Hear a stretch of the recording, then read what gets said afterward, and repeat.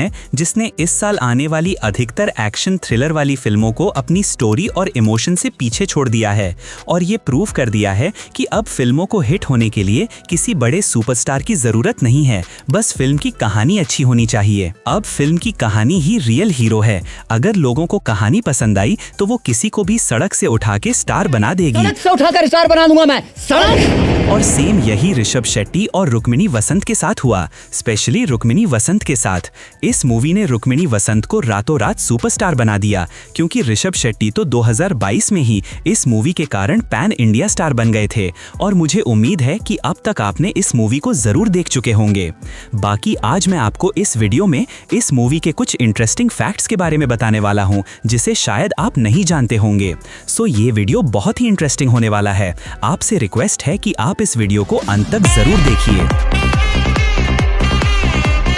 Number 1, अगर आपने इस मूवी को देखा होगा तो आपने इस मूवी में इस बूढ़े दादाजी को तो जरूर देखा होगा, जिन्हें इस मूवी में मैकारा के नाम से जाना जाता है, जो सिर्फ बेरमे को ही दिखाई देता था। और इनका इस चैप्टर 1 में तो बहुत कम रोल था, पर इसके अगले पार्ट यानी कि कांतारा चैप्टर 2 में ये एक इम्पॉर्टेंट कैरेक्टर होने वाले हैं, जो स्क्रीन पर किसी भी एंगल से ऋषभ शेट्टी तो बिल्कुल भी नहीं लगते। पर आप ये जानकर चौंक जाएंगे कि इस मूवी में मैकारा का रोल ऋषभ शेट्टी ने ही किया है। और ये सब पॉसिबल हो पाया है सिर्फ मेकअप और वीएफएक्स की वजह से। जैसा कि आप यहाँ पे ऋषभ शेट्टी का मेकओवर होते हुए देख सकते हैं। और मेकअप आर्टिस्ट को ऋषभ शेट्टी को मैकारा के रूप में कन्वर्ट करने के लिए टोटल 6 घंटे लगते थे, जिसमें इनका हैवी मेकअप के साथ साथ प्रोस्थेटिक नोज और डुप्लीकेट हेयर भी लगाए जाते थे।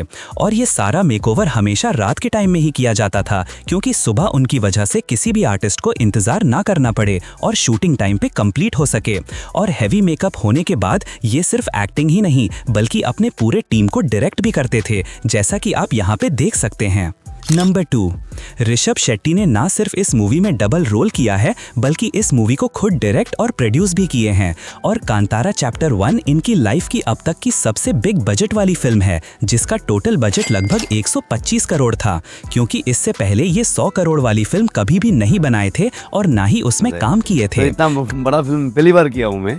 सो I think and our whole team except Hombale, they are the only guys who has experience. Kantara से पहले ये 3 और फिल्में बना चुके थे और इन सभी फिल्मों का बजट लगभग 2 से 5 करोड़ के बीच में ही था। और 2022 वाली कांतारा का भी टोटल बजट सिर्फ 16 करोड़ ही था। पर इस मूवी की कहानी और स्क्रीन प्रेजेंस के कारण लोगों को ये फिल्म काफी ज्यादा पसंद आया, जिसकी वजह से ये 2022 की मोस्ट सक्सेसफुल फिल्म बन गई। और इसने टोटल 407 करोड़ की कमाई करके ऋषभ शेट्टी को रातों रात पैन इंडिया स्टार बना दिया। और इसी वजह से इस बार इस मूवी को बड़े बजट पे बनाया गया और इस बार भी इस मूवी ने कमाई के मामले में कई बड़े बड़े फिल्मों को भी पीछे छोड़ दिया है।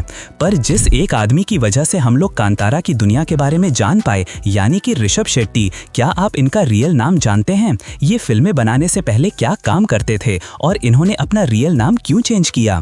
इनका ओरिजिनल नाम प्रशांत सेठी था और स्टार्टिंग से ये फिल्म डायरेक्टर और एक्टर नहीं थे। ये हम लोगों की तरह ही एक कॉमन आदमी थे, जो अपने स्ट्रगलिंग के दिनों में पानी बेचने और उसे कस्टमर्स के घरों तक डिलीवरी करने का काम करते थे। बट ये स्टार्टिंग से ही फिल्म मेकर्स बनना चाहते थे, पर फिल्म मेकर्स बनते कैसे हैं इन्हें कोई आइडिया नहीं था। और फिर एक दिन इन्हें वहीं पानी पहुंचाने जाना होता है जहां फिल्म मेकिंग कोर्स का इनॉग्रेशन हो रहा था। इन्होंने इस मौके को अपने हाथ से जाने नहीं दिया और जो भी पैसे पानी बेच के बचाए थे उससे इन्होंने वहां एडमिशन ले लिया। और फिर आज अपनी मेहनत और लगन के दम पर ये इंडिया के मोस्ट फेमस डायरेक्टर्स में से एक हैं। पर जब ये फिल्म मेकिंग के शुरुआत में स्ट्रगल कर रहे थे, तब उनके पिता ने उन्हें अपना नाम चेंज करने का सुझाव दिया, जो कि एक ज्योतिषी थे। और फिर अपनी पिता की बात को मानकर इन्होंने अपना नाम प्रशांत सेठी से ऋषभ शेट्टी कर लिया। नंबर 3, रुक्मिणी वसंत हमें इस मूवी में लीड एक्ट्रेस के रोल में नजर आती है, जो कि इस मूवी से पहले भी 9 से 10 बिग बजट वाली फिल्मों में लीड एक्ट्रेस के रोल में काम कर चुकी है, जैसे कि विजय सेतुपति के साथ एस मूवी में, तो वहीं शिवा कार्तिकेयन के साथ मद्रासी मूवी में।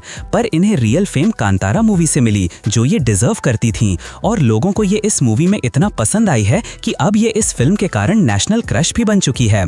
पर क्या आप जानते हैं कि जिस रोल के कारण लोगों से इन्हें इतना प्यार मिल रहा है, उस रोल के लिए मेकर्स सबसे पहले इन्हें कास्ट करना ही नहीं चाहते थे। मेकर्स कनकवती के रोल के लिए एक ऐसी एक्ट्रेस की तलाश कर रहे थे जो रियलिस्टिक विलेज ऑरा ला सके और जो साउथ इंडियन कल्चरल बैकग्राउंड से हो, और इसीलिए मेकर्स सबसे पहले कनकवती के रोल के लिए श्री लीला को कास्ट करना चाहते थे।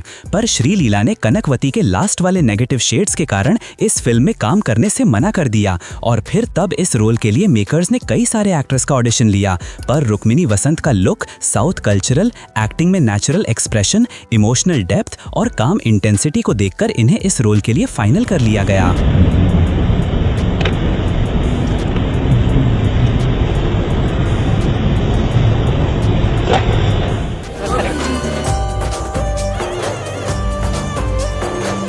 नंबर 4, इस मूवी को टोटल 125 करोड़ की लागत से बनाया गया था, जो कि अब तक वर्ल्ड वाइड 800 करोड़ की कमाई करके कई सारे फिल्मों का रिकॉर्ड तोड़ दिया है।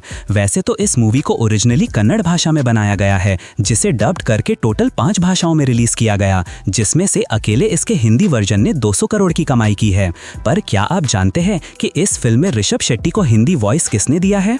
2022 वाले कांतारा में ऋषभ शेट्टी को हिंदी वॉइस सचिन गोले ने दिया था, जैसा कि आप यहाँ पे देख सकते हैं। हमारी इच्छा पूरी करने वाले क्या आप हमारे देव हो? अब आपका जो भी फैसला होना है उसी भूमि पे होगा। तो वहीं कांतारा चैप्टर 1 में ऋषभ शेट्टी की वॉइस को ईश ठक्कर ने दिया है, जैसा कि आप इन्हें यहाँ इस मूवी के मोस्ट फेमस डायलॉग को बोलते हुए देख सकते हैं। हमें देखने आप आए थे तो आपको देखने हम नहीं आ सकते। नंबर 5, जैसा कि हम जानते हैं कि इस मूवी में हमें 4th सेंचुरी की कहानी को दिखाया गया है कि उस जमाने में लोग किस टाइप के घरों में रहते थे, वे कैसे दिखते थे, कैसे कपड़े पहनते थे। और इसके लिए ऋषभ शेट्टी की वाइफ यानी कि प्रगति सेट्टी ने काफ़ी मेहनत की है, क्योंकि ये इस मूवी की कॉस्ट्यूम डिज़ाइनर थीं, और जो भी कपड़े हमें इस फिल्म के कैरेक्टर को पहने हुए दिखाया गया है, इन्होंने ही डिज़ाइन किया है। ये इस फिल्म की ऐसी कैरेक्टर हैं जो पर्दे पे तो नहीं दिखी, पर इन्होंने अपनी क्रिएटिविटी और कॉस्ट्यूम डिजाइन आर्ट से ये फील कराया कि कांतारा के लोग कुछ इसी तरह से दिखते होंगे। नंबर 5, कुछ लोग ऐसे होते हैं जो किसी फिल्म में थोड़े समय के लिए ही आते हैं और ये अपना इम्पैक्ट डालकर दुनिया से चले जाते हैं, और सेम यही काम राकेश पुजारी ने किया था, जिन्होंने कांतारा जैसी डार्क मिस्टीरियस मूवी में भी कॉमेडी और पॉजिटिव एनर्जी डाल दी थी, जो कि आपने स्क्रीन पर तो देखा ही होगा। और ये सिर्फ स्क्रीन पर ही नहीं बल्कि मूवी के सेट पर भी सबको हंसाते रहते थे। पर आप ये जानकर चौंक जाएंगे कि इस मूवी के रिलीज होने से 1 महीने पहले ही इनकी कार्डियक अरेस्ट से डेथ हो चुकी है, और ये ऋषभ शेट्टी के बहुत क्लोज थे और ऋषभ शेट्टी इन्हें अपना छोटा भाई मानते थे।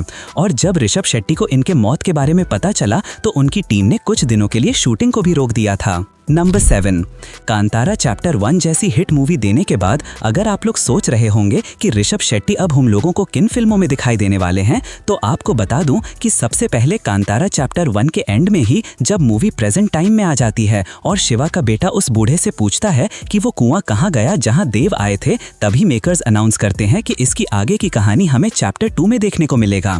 इसके बाद 2026 में प्रशांत वर्मा की ऑलरेडी सुपर हिट रही मूवी हनुमान का सीक्वल जय हनुमान आने वाला है, जिसमें ऋषभ शेट्टी हमें बजरंग बली के रूप में देखने को मिलेंगे।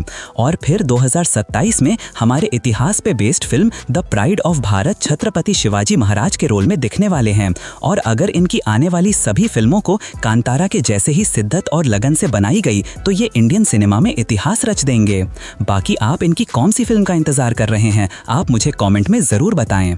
नंबर 9, आपने इस मूवी का ये वाला सीन तो जरूर देखा होगा जिसमें कुलशेखर अचानक से रात के टाइम जंगल में हमला कर देता है और बेरमे के लोगों को मारने लगता है, और फिर तब जंगल के लोगों की रक्षा करने के लिए बेरमे में देव आ जाते हैं, जिसके बाद हमें यहाँ पे एक हैवी फाइट सीन देखने को मिलता है। और ये फाइट सीन को कुछ लोग इस सीन से कॉपीड बता रहे हैं। बाकी आपको क्या लगता है, आप मुझे कॉमेंट में जरूर बताएं। नंबर 10, ये मूवी इसका बेस्ट एग्जाम्पल है कि जिस इंसान को बल और बुद्धि से ना हराया जा सके उसे प्यार में बड़े आसानी से हराया जा सकता है। इस मूवी और कूली मूवी को देखने के बाद मैं इतना जरूर जान गया हूँ कि फिल्म के फर्स्ट हाफ पर कभी विश्वास नहीं करना चाहिए। फिल्म के फर्स्ट हाफ तक ये कितनी ब्यूटीफुल और गुड कैरेक्टर में थी, बट इसका रियल फेस तो सेकंड हाफ में रिवील होता है, और इसीलिए किसी पर भी ट्रस्ट कर लेना, पर फिल्मों में किसी रोते हुए ब्यूटीफुल लड़की पर कभी ट्रस्ट मत करना, क्योंकि अधिकतर टाइम ये चुड़ैल ही निकलती हैं। और जो लोग लेजेंड हैं उन्हें इस सीन को तो देखकर मजा जरूर आया होगा। ये सीन उनके लिए मोस्ट सेटिस्फाइंग सीन होगा। बाकी आपको क्या लगता है, आप मुझे कॉमेंट में जरूर बताएं।